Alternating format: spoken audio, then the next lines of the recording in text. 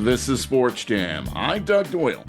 A very special guest today, radio and TV personality, author, speaker, businesswoman, philanthropist, longtime friend, Ann Liguori joins us on Sports Jam. Ann, great to have you on the show. Doug, great to visit with you again. It's been a long time. It has been a long time. When I covered the U.S. Open, wearing the hat for you today, for 10-10 wins in Bloomberg, I would see you every year at the tournament. But it's been too long since we've seen each other, so it's great to catch up with you. Ann continues to shine as a leader and visionary in the world of sports, media, and business. She is the first woman to host a call-in sports show on WFAN, the original all-sports radio station, where Ann hosted a weekly sports call-in talk show for more than 24 years and continues as the host of Talking Golf with Ann Liguori. And as everybody always knows, hey, what's the story? Ann Liguori, right? And your wonderful podcast, Sports Interview, that has given us an inside look at some of the biggest names in the sports world. And now comes Ann's latest book, Life on the Green, Lessons and Wisdom from the Legends of Golf. And they are indeed legends. She tells personal stories of 12 iconic golfers, including Jack Nicklaus, Nancy Lopez, Tom Watson, Jan Stevenson, Padraig Harrington, Annika Sorenstam, Gary Player, and more. Famed CBS sports broadcaster Jim Nantz wrote the foreword to your book, Ann. You and Jim have known each other for decades. Do you remember the first time you met, and why is he special to you? Wow, good question. First time I met Jim Nantz. Well, one of my very first jobs, Doug, out of college when I became an intern for the International Radio and TV Society was at CBS Sports. But I don't even think he was there back then. I mean, I'm talking 1982. That's really dating me now. So I must have met Jim at golf events, because I've covered, 26 Masters. I see him at the Masters every year. I used to see him at Super Bowls that I covered. So I think probably the Masters, where he's just the iconic voice of the broadcast. A tradition unlike any other, the Masters on CBS Sports. And then I see him every year when I go. One of my most special moments at the Masters is standing right by the clubhouse as the honorary starters come out that Thursday morning. Jack Nicklaus, Gary Player, Tom Watson to go to the first tee, to kick off the Masters. And Jim Nantz is always there. And we stand kind of together watching these legends come out. So I get to at least visit with them every year at the Masters. So I think that might have been the first time I've ever met the great Jim Nantz. That's wonderful. And I know that relationship, continues on each and every tournament because you're not stopping, you're going strong.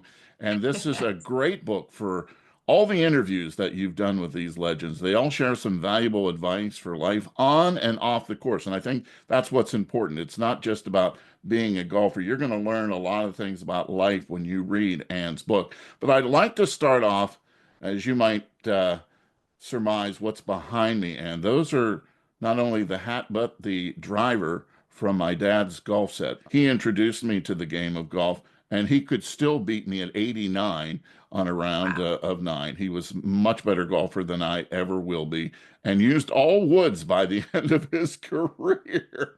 But he was a special guy, and I know that family is so special to you. And I'd like to start off by reading your dedication that's in this book, because it touches me so deeply. And it also is one of the themes of Life on the Green. Ann says, I dedicate this book to my heroes, my beloved mom and dad, and my dear brother Jim, who guide me from the heavens. My dad, with his sparkling bright blue eyes, always said, never leave the house without a smile. My mom's strength, courage, and grace shine brightly within me each and every day. And my brother Jim, whom we lost when he was just 22 years old, looked me in the eyes from his hospital bed and lovingly said, go back to New York and follow your dreams. And Ann did just that. It's obvious what they all meant to you, Ann, but can you talk about the life lessons you got from each of them? Oh, wow. Yeah, my heroes are my parents for sure. My mother just so wise. We had her until 95. She passed a couple of years ago. I lost my dad to cancer when I was in college and he was only 63. But yeah, I learned so much from my parents. Foundation is so important for young people. And I grew up in a small town in Ohio and they were just the best parents in the world and, worked very hard. Certainly, they were both professors and, they were just so giving and so loving and taught us good morals, which hopefully we can instill in our future generations, right? But and then my brother was a year older than me, and I'm an athlete today because of my brother Jim. After school, everybody would come to our backyard. We had a pretty big backyard at our house in Ohio, and we played every sport imaginable. From kickball to softball to football, baseball, and I'm athletic because of my brother Jim. Everything he did in sports, I had to do, right? So just had a great family, very, very blessed. I have a younger sister and a younger brother. We're all very, very close. And but yeah, my brother Dan, and my sister Jean, we lost my dad and my brother Jim at a young age, and then my mom we were blessed to have her for a long, long time. So we cherish that family and the values they instilled in us all those years. And if you check out Ann's website, you can see some beautiful pictures and follow her on social media. You can see some of the wonderful pictures that she shared in her final moments with her mom. Before we go into the book, I want to stay on your childhood a little bit. You were so good at tennis that you played on the boys' team because they didn't have a girls' team at the time. That's right. Can you believe that? Oh my gosh. Well, Title IX had been passed about 2 years before I entered ninth grade at Brecksville Broadview Heights High School in outside of Cleveland, Ohio. And so we did have some sports. We had volleyball, so I lettered in volleyball. We had basketball, I lettered in basketball. And then in the spring, I wanted to play tennis, but we didn't have a girls' team. So, and then I ran track for the girls track team. I was able to do both on when they had home track meets the same day that, there were home tennis matches. So I walked my way on to I qualified for the boys team. And then when I was a senior, I played number one singles. So what an experience. I tell you, Doug, talk about learning how to compete with and against guys. And it prepared me so much for sports broadcasting. When I was in my 20s, starting this career in the Big Apple, I was at CBS Sports, one of my very first jobs out of this IRTS Foundation fellowship program. And it was mostly men, right? Sports is still dominated by guys. So I think my childhood, growing up as an athlete, playing sports with the guys in the neighborhood, and then playing on the boys tennis team, it really taught me a lot about what it was like to compete with and against guys. And those experiences certainly have been invaluable for me. And those wonderful experiences, some are shared in Life on the Green, your brand new book, which is really, really interesting to read. I really enjoyed it, Ann, because not only, as I mentioned, does it talk about these legends, but you put it into perspective. And there are some themes, throughout this book, and family is indeed one of them. And that certainly was the case when we start off with Jack Nicklaus, the Golden Bear. He and Tiger Woods considered to be the greatest golfers of all time. Who's the greatest? Well, that's up for debate still. Jack is 84 now. You've also interviewed his son, Jack, too. And family is everything to Jack as well, right? Oh my gosh. What a thrill to sit down with Jack Nicklaus. I've interviewed him through the years, but all these interviews in this book, Life on the Green, Lessons in Wisdom from Legends of Golf, are brand new interviews just for this book. And Jack gave me a lot of time. And he was just so willing to share his stories, and family is just so important to him. In fact, that's the name of his chapter. He talks about, I'll read it to you right now, put family first and integrity is paramount. So every chapter, we talked a lot about life lessons, what they bring from their iconic golf careers that they use in their day-to-day life.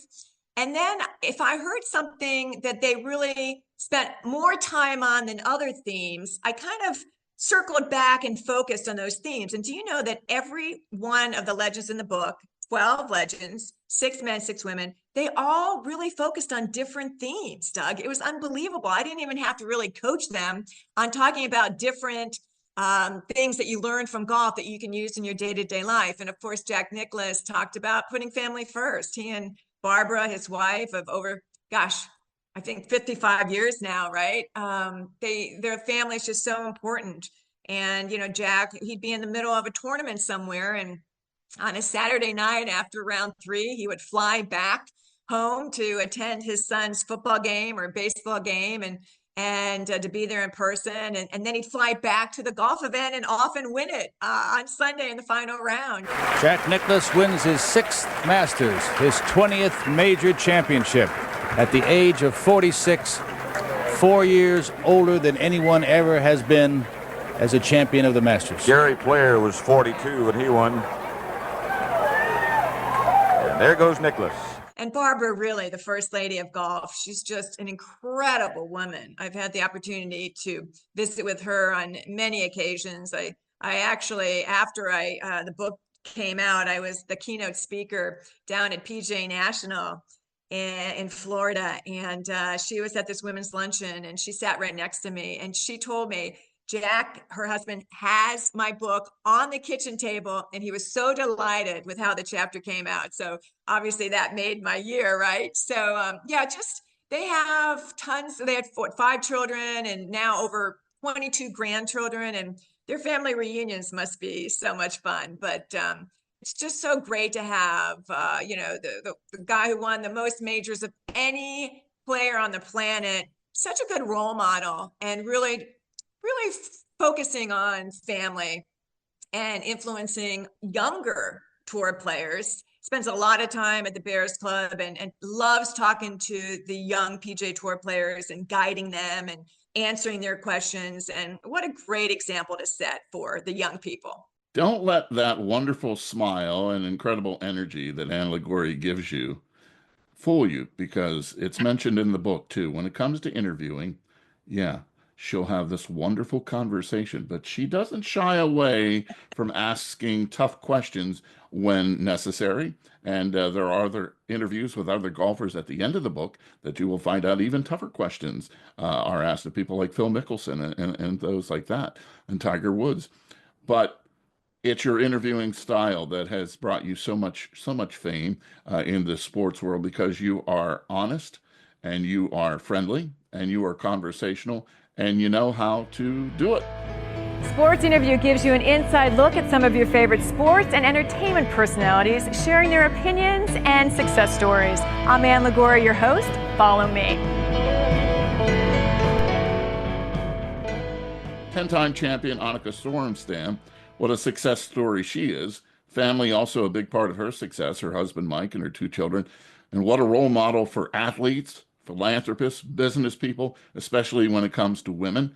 You closely followed her career and interviewed her several times. Can you summarize her impact on golf and beyond?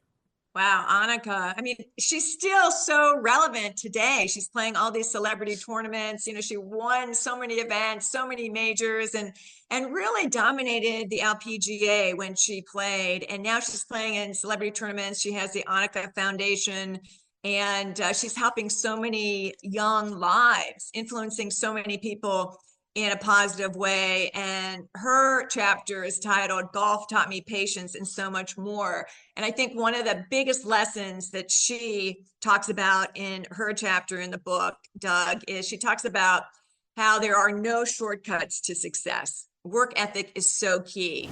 On the tee from Sweden, Annika Sorenstam. Day 1 of this Volvo Car Scandinavian Mixed, hosted by Henrik and Annika. I'm Richard Kaufman, Alison Whitaker alongside me. Ali, a pretty good way to start our coverage with Swedish golfing royalty. She learned a very tough lesson. She tells this great story. When she was 15 years old, she was on the range in Sweden practicing. And there are a lot of juniors on the range practicing as well. And it started to pour. The weather just came down, the rain came down in buckets. So she called her father and she told her dad, come pick me up. And her father came to pick her up, and it was still pouring, and they drive past the range, and her father sees all the other junior players still out there on the range. And he looked at his daughter and he said, Annika, there are no shortcuts to success. That's your competition. They're still out there practicing. And she looked at him, she told me, and she said, oh my gosh, my own father just called me on my work ethic.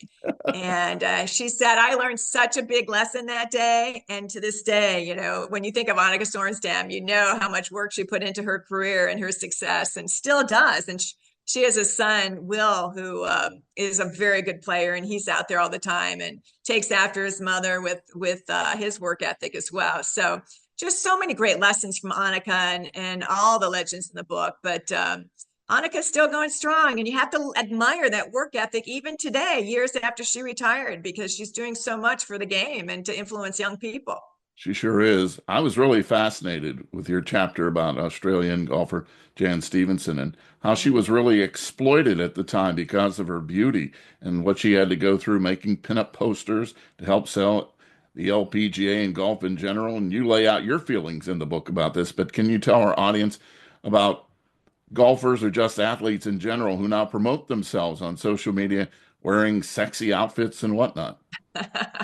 Yeah, well, Jan, you know, she was really the face of the LPGA. She came to this country as a, you know, gorgeous rookie, blonde hair, blue-eyed, and Ray Volpe, who was the commissioner of the LPGA, kind of recruited her to be the face of the LPGA, much to the dismay of her fellow competitors. They were not happy that she was using her sex appeal to pretty much promote the tour, and some were jealous that she was getting so much attention, and she didn't even think she'd get into the Hall of Fame all those years later because she spent so much time. She said, if I had spent more time practicing and playing these tournaments instead of promoting the tour, she said she could have won a lot more majors.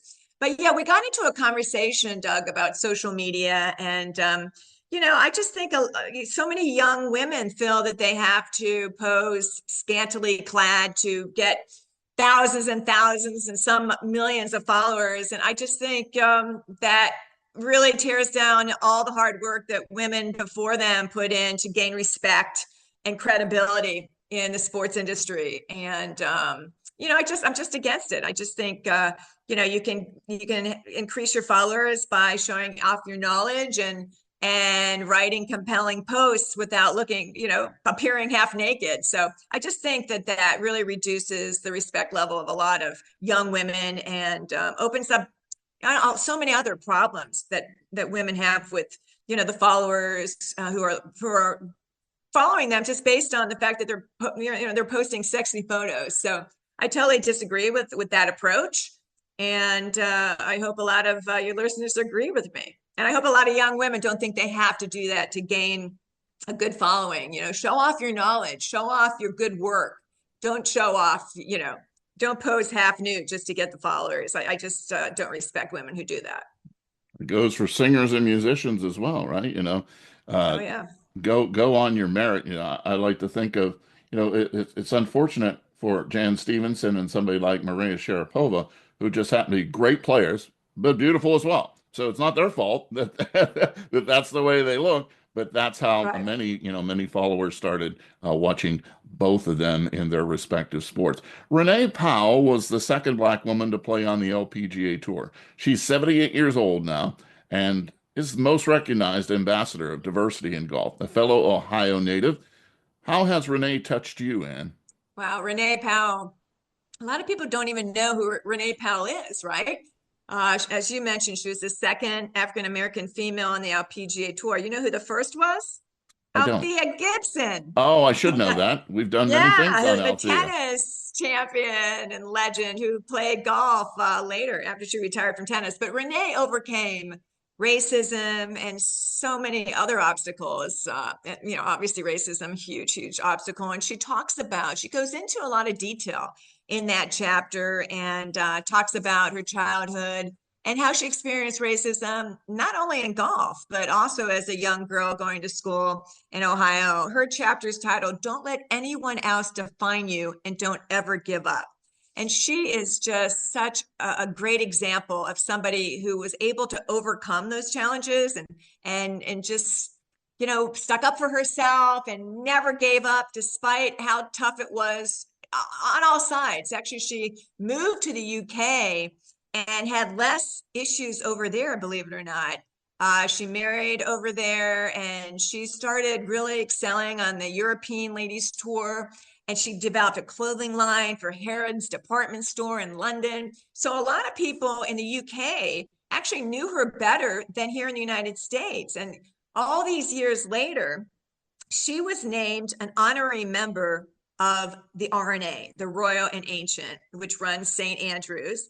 And on top of that, St. Andrews named her an honorary graduate and named a dormitory after her. So she has all kinds of accolades in the golf world, not only in our country, but worldwide. And just this past April at the Masters, I happened to see her and the president, who's a woman, of St. Andrews University in Scotland. And it was just so great to connect with her again after writing this chapter in the book. She said, Ann, you put so much in that chapter about my life. She's trying to write her own book. She goes, there's no more stuff for me to say in my own book. But, she's just such a lovely testament of hard work and determination and grit, and not letting anybody else define her, just staying focused on herself, and not letting everything that really happened to her that she could not control, not letting that stop her progress at all. And to this day, she's such a great voice for inclusion, not only in golf, but in all sports and in society. And she's doing so much. She runs an education center in Ohio at the golf course, Clearview, that her father literally built with his own hands. And he built that years ago to show that it was really a course for everybody. He didn't want to discriminate, against color or economics or anything. And the course is still going strong. And they just opened up an education center, and she has all kinds of programs to promote inclusion in golf. And she's just doing great things. So Renee is just a very, very special person. We're going to talk about a few other golfers you have in the book, but I want to turn to your feelings about golf, because you mentioned them in the book, and it really, to me, I play very rarely, and it's always been the camaraderie. The people who you are with make the difference on whether you have a great round or not how you play, but what was the conversations that you had. But you go much deeper into what golf means to you. Tell us about that. Well, obviously, golf is a metaphor for life, and it basically has provided me a platform that I use professionally and personally. It's just a beautiful game, and you learn so much, all these virtues and all the wisdom shared in the book by these 12 legends, whether it's pursuing your passion at any age that Gary Player talks about, or not letting fear stop you from attaining your goals, as Padraig Harrington so eloquently talks about. It just teaches you so many life lessons. And golf, to me, every time I take vacation, I'm going to a golf course. Normally it's in Ireland on an incredible links course, and it's my favorite place to play golf, because there's just, every time you think you've seen the most gorgeous links golf course or parkland course in Ireland, you drive 20 minutes down the road and there's another one. So it's just provided such a beautiful life. And the people in the game, Doug, are just so interesting and so multifaceted. I've never had a bad interview with a golfer, because there's so much they want to talk about and so much they experience, and they're smart. They've learned so much if they played golf at a very young age, they've learned how to get organized, and they've learned all about time management. And they've learned how to, juggle so many things. And it's just, golf is just, and of course, charity, I have my own charity golf event, but golf as a sport in the professional sense gives so much back to charity and to the community. Every PGA Tour stop and every LPGA Tour stop, with the pro-ams and the money raised, they give back to charity, and they raise millions and millions of dollars for charity. So golf has really consumed my life, and it's a sport that I did not take up until later in life, until my 20s, when I had a primetime show on the Golf Channel. A lot of people don't know I was the first woman to host a primetime weekly show on the Golf Channel, as well as being the first woman to host a call-in sports show on the Fan. And so, but I wasn't a big golfer when I started hosting that celebrity show on the Golf Channel called Conversations with Ann Liguori. But I learned golf in my 20s and took some lessons from some pretty famous instructors. I was interviewing celebrities and the instructors who were teaching the celebrities. So I picked up some good pointers. But, golf has really become, a lifestyle, both professionally and personally. So what can I say? It's been a great ride. It's fun. It's frustrating at times, especially if you're not a good golfer. I'm sure you have a lot more fun. Speaking of fun, the picture behind me is Jackie Gleason and Arnold Palmer back in 1961 that I had given my Love dad. that picture. and he cherished it until he passed. I guess I could never play around with Padraig Harrington because after reading the chapter that you have on him, he's all about etiquette and all the divots that I create that maybe I don't always do a great job of fixing. He wouldn't have been able to handle that because he is all about etiquette and making sure that you don't get upset with and don't ruin the game and the integrity of the game. Welcome back to Paddy's Golf Tips. This was meant to be a bonus tip, but the more I thought about it, I think it deserves longer time. People think that speed is generated by the torso turning, that they think if I can turn harder, I'm going to get speed. Yeah, the torso adds some speed, but minute amount of speed. Maybe 5% of this speed is coming from the torso turning extra. What actually happens is most people trying to turn it means they lose complete control of their arms and they lose their speed. The Irishman has had all kinds of success and finished second a lot and then learn from that. Your chapter on him is the first chapter in the book. Why did you decide to make him chapter number 1? I honestly was shocked that Padraig revealed to me what he revealed. The name of his chapter is called Embrace Fear and Nerves and Learn from Your Mistakes. And he told me that he plays with fear and has played with fear all his life, not just nerves. I can imagine these players being nervous. We all are nervous when we tee it up, right? Especially in front of large crowds. But he, 3-time major champion, continues to win on the senior circuit and continues to play PGA Tour events as well. He says that fear heightens his focus, brings adrenaline to his game, and he says it's not a negative thing. He says we all have fear, and he just talks about embracing that fear. So I just thought that was just so courageous of Padraig to admit that not only does he have nerves when he shows up to a tournament, he has fear of the game not showing up, fear of perhaps shanking the first tee shot. Things that all of us can relate to, right? But here's this major champion. But then I was thinking about it more, Doug, and I thought, well, yeah, sure. There's so much more pressure on him and these major champions to do well. So it's the expectation, not just that he puts on himself, but that the fans put on him. And there's just so much pressure for these players now, these athletes in all sports. So I can see where I just thought it was just so courageous of him to admit that he is still fearful every time he tees it up. Yeah, it is a lesson to be learned. I enjoyed the Tom Watson chapter because, it seems to me reading that Tom was always great. I mean, even at a young age, he was always at the top of his game. Nancy Lopez, who emphasizes the power of positivity, told you in an interview that when she was just 15, the golfer she idolized at the time, didn't have time to give her an autograph. Yeah, we've kind of all experienced that at times, haven't we? And it impacted her, so she enjoys signing autographs. And you mentioned in Life on the Green that you, like many, thought it was cool that she at one time was married to the Mets' 1986 World Series MVP, Ray Knight. They divorced years ago, but at that time, it was one of the big power sports couples. Can you talk a little bit about that? Sure. In fact, I interviewed them for my long-running sports interview cable show. I interviewed Ray Knight and Nancy Lopez together. And, of course, I covered the Mets back when they won the 86 World Series and talked about the Mets throughout my Hey Liguori, What's the Story WFAN radio days. But he used to caddy for her. And that must have been somewhat uncomfortable and awkward, because, he could get pretty heated with his temper, and I'm sure she probably wasn't happy with some of the clubs that he suggested she hit.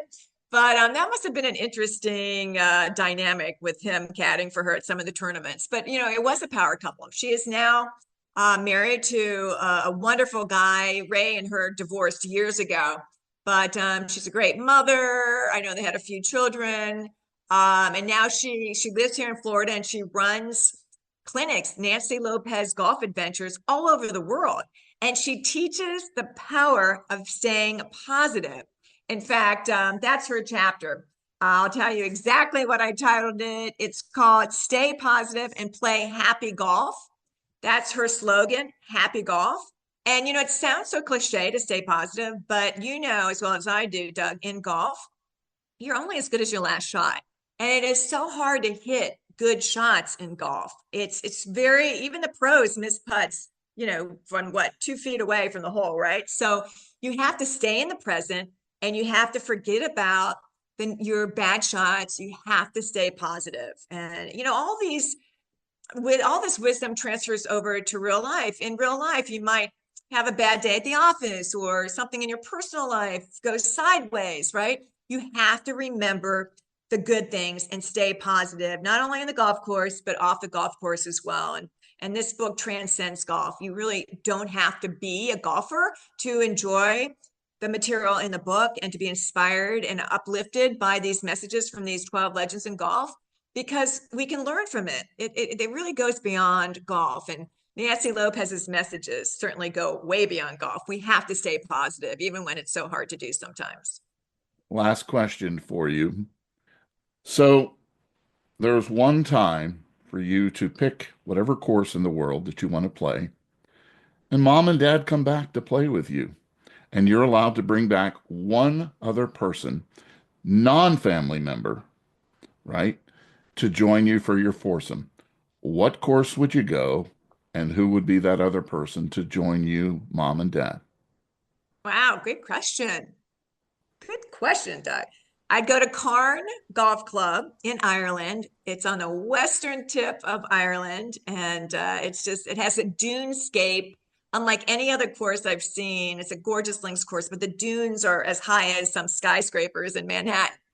Okay, so I can play with my parents, even though they didn't play golf. It would have been, they came to a lot of golf events that I played in when they were around. Although my dad, I hadn't really played golf when my dad had passed. I didn't learn golf until after college, and my dad passed. Even more special then to have this person. Even more special. So it would be my dad, Frank Liguori, my mom, Cecilia.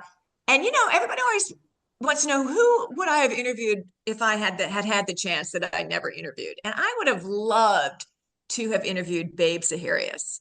What a personality, just reading about her and her lifestyle and the fact that she was, such a champion, not only in golf, but in track and field and such a great athlete, right? And she just sounds like she would have been so much fun. So I think I would say Babe Zaharias. Babe Ruth would have been fun to interview as well. I don't know I think he did play a little golf from what I read. I'd say the Babe. I'd say obviously my mother and my father, and that would be some foursome for sure. A great answer. If I was asked the same question, not in the sports world, my answer is always Louis Armstrong, because I just found him to be one of the most fascinating individuals that ever was put on this earth. This book is something that you definitely want to check out, because whether you're a golf fan or not, you're going to really understand why Ann Liguori is a treasure, right? Not only is she a wonderful author, but she is a connector of history through this book, Life on the Green, with all these great golfers. And there are some that we didn't get a chance to talk about. So I invite you to check this book out. And it's something that you can share. You can share the knowledge with your entire family. Life on the Green, Lessons and Wisdom from the Legends of Golf. And great to catch up with you. Continued success. You are indeed a treasure. And I look forward to seeing you again soon. Doug, what a pleasure to talk with you. I've always admired your work as well. We go back a long way, and I'm just honored to be on your show. Thanks so much.